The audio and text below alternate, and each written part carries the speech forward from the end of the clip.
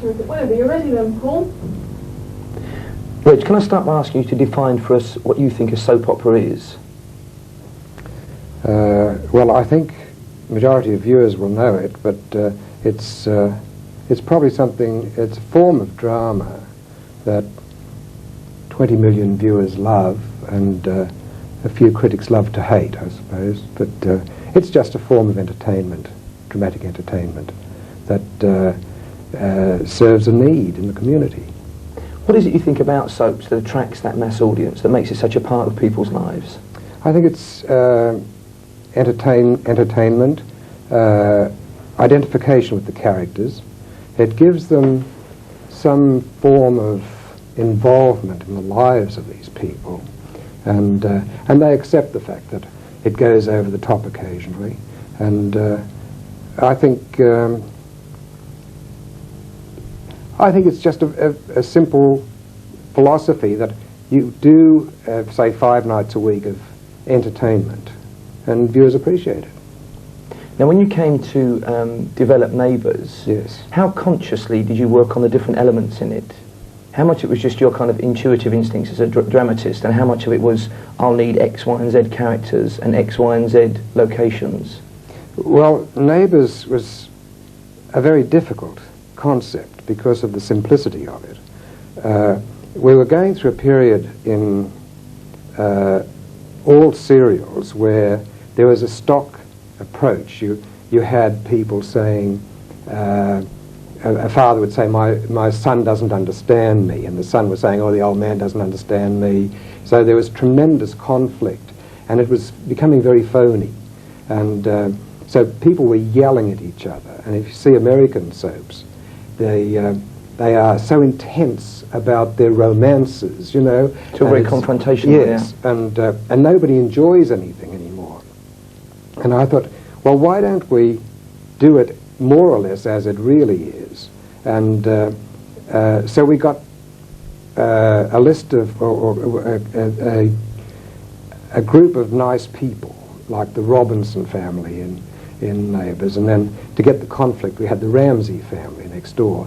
And they're still not evil, though, are they? I mean, no, there's nothing evil in it, and they were basically all nice, normal people involved in very ordinary situations. I mean, one of the classic situations in Neighbours, which I had tremendous arguments about, was, and if you think back on other soaps, you get situations where there's rape, there's murder, there's violence, there's drugs, and in Neighbours... That's just in part 1. Yes, yeah. And in Neighbours, the great moment, which rated its head off, both here and in Australia and the rest of the world, was when Scott kissed a schoolgirl, the schoolboy kissed a schoolgirl in the park, and he was married to Charlene.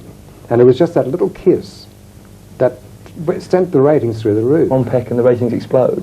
But the background of the story, again, was interesting because we married 2 very young kids off. And the arguments were at script conferences, that's ridiculous, you know, this is just so stupid, these kids getting married. And I said, don't tell me, give that to your characters to say to each other. So we ended up with this marvellous conflict in the drama, that it was so simple. These 2 kids just loved each other, they wanted to get married. Now, you know at the beginning it's doomed, so you've got somewhere to go with it. But the concept of Neighbours was just simplicity. Of course, it does sound like you are tackling an issue there about whether people should get married that young, but it's kind of sneaked into the plot almost. It's kind of secondary to the characters. Sure. Is that intentional? Yes. Yes. And if you look at Neighbours itself, there's the Robinson family, who are quite a normal, nice family, and if the older brother does become a bit of a JR character, we justify it absolutely. But then the Ramsey family are also nice people.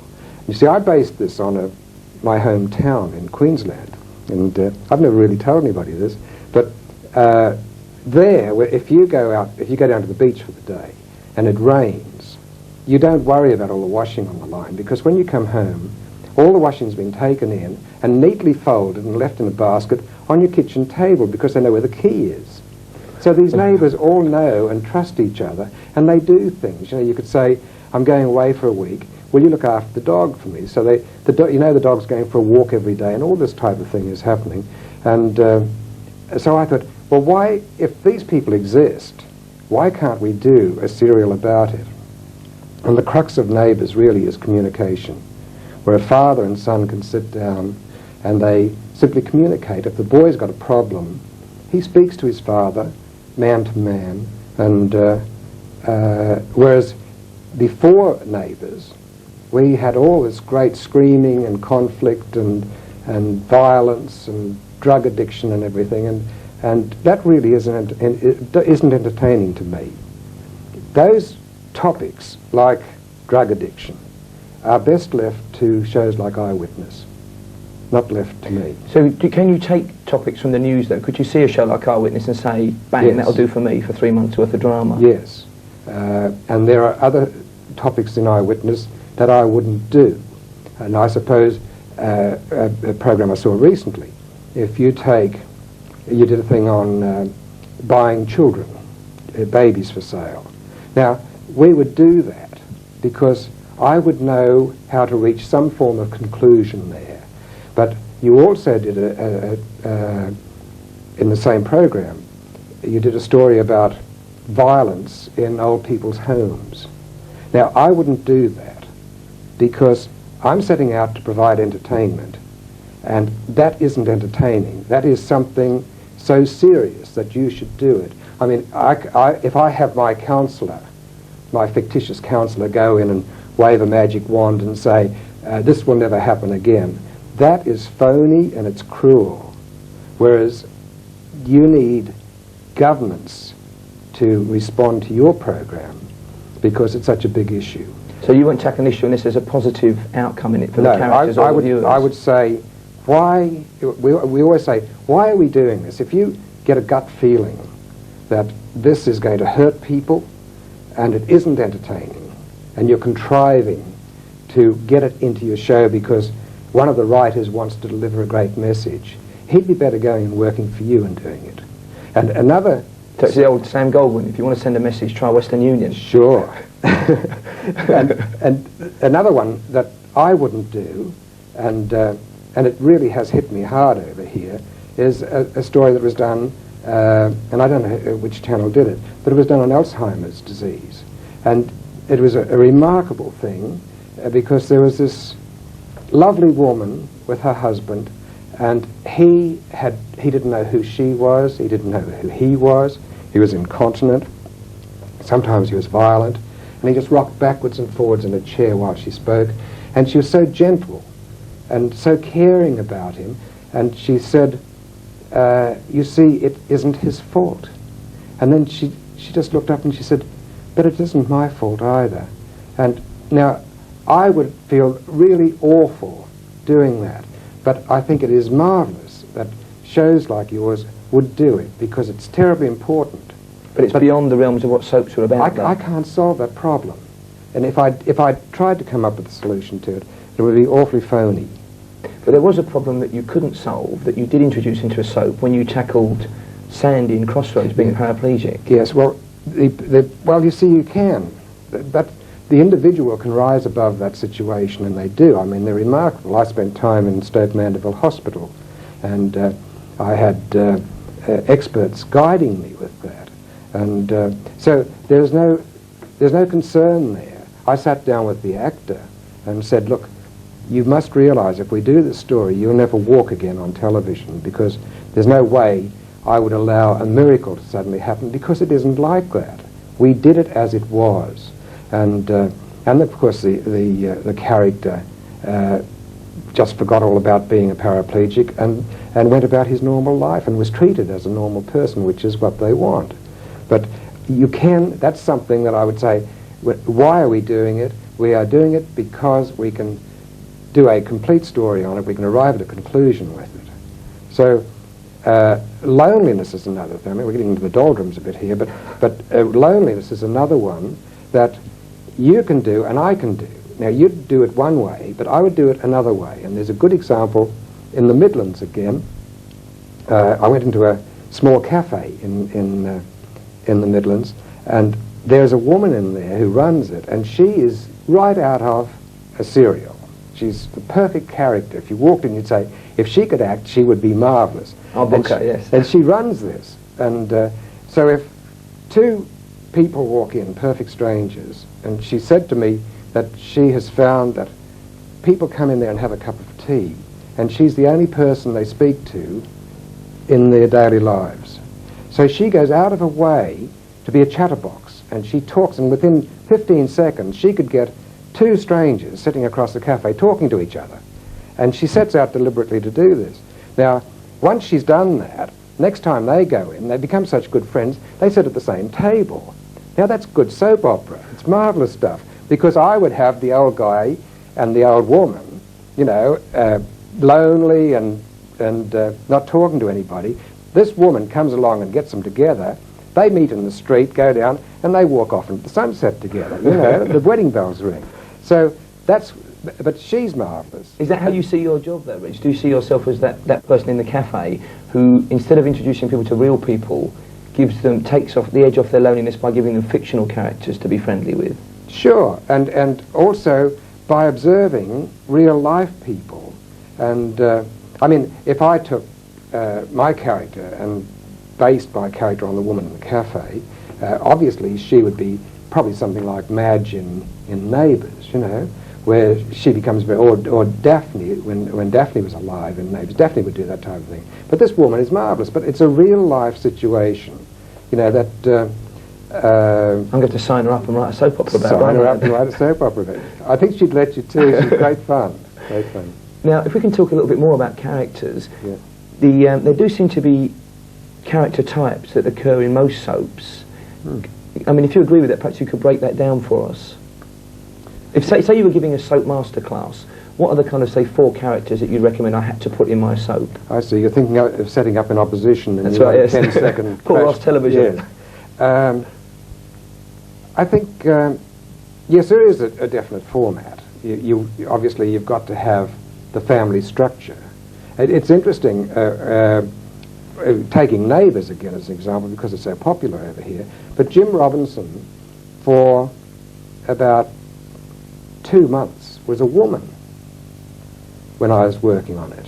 Because I had a widow and the 4 children, and probably because it's a throwback from Crossroads in the old days with Meg Richardson and her kids, because that worked so well. But it just didn't work. You know, with this mother with the 4 kids didn't give me the same potential that a widower gave.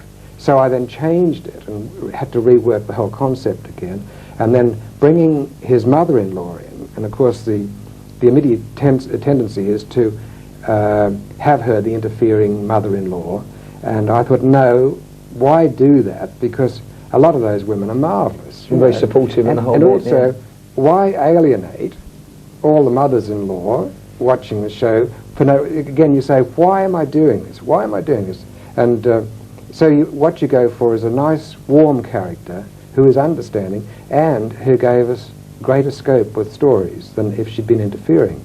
Now, Mrs. Mangle can interfere, you know, over the So you've got the nosy neighbour in there, you've got the nuisance in there. Yes, but so you do go for those types, but you don't just sit down and say, well, I'm going to do a widow and I'm going to do 4 kids and that's it, because you've got to sit there and you work your Bible out. They call it Bible, it's the story progressions, and it didn't work well. So you've then got to say, I'll scrap that and start again. How long did it take you to sort Neighbours out to your satisfaction? Well, it really took 2 years, because, again, it started off being very simple, but writers really couldn't understand what I was talking about.